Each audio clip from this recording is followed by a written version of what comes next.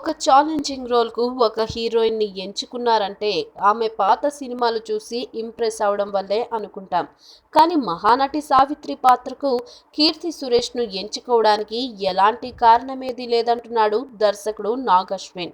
కీర్తి ఇప్పటిదాకా మరీ గొప్పగా నటించేసి, 'సావిత్రి' పాత్ర కూడా బాగా చేయగలదు అని నమ్మకం కలిగించేసిన సినిమాలేవీ లేవంటున్నాడు అశ్విన్. అసలు కీర్తిని 'సావిత్రి' పాత్రను ఎలా చేస్తుందని కూడా తనకు తెలియదని, కాకపోతే ఆమె ఈ పాత్రకు సూట్ అవుతుందన్న గట్ ఫీలింగ్తో తనను 'మహానటి' సినిమాకు ఎంచుకున్నానని నాగ్ అశ్విన్ తెలిపాడు.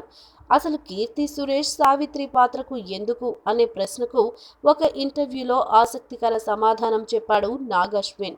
ముందు 'సావిత్రి' బయోపిక్ కోసం స్క్రిప్ట్ రెడీ చేశామని, అప్పటికి ఈ పాత్రను ఎవరు చేస్తారన్నది తమకు కూడా క్లారిటీ లేదని, అలాంటి సమయంలో 'సావిత్రి' పాత్ర కోసం చాలా మంది హీరోయిన్లను పరిశీలించామని, కానీ ఎవరిలోనూ 'సావిత్రి' కనిపించలేదని నాగ్ అశ్విన్ తెలిపాడు. తమ సెర్చ్ కీర్తి సురేష్ దగ్గర ఆగిందని, ఆమె ఇప్పటిదాకా గొప్పగా నటించిన పాత్రలేమీ లేవని, అయినప్పటికీ 'సావిత్రి' పాత్రలో ఆమె మెప్పించగలదని తనకు నమ్మకముందని అశ్విన్ చెప్పాడు. కీర్తి ముఖంలో 'సావిత్రి'లో ఉండే అమాయకత్వం, ముగ్ధత్వం రెండూ కనిపించాయని, ఆమె ఆ పాత్రకు సూట్ అవుతుందనిపించిందని అన్నాడు.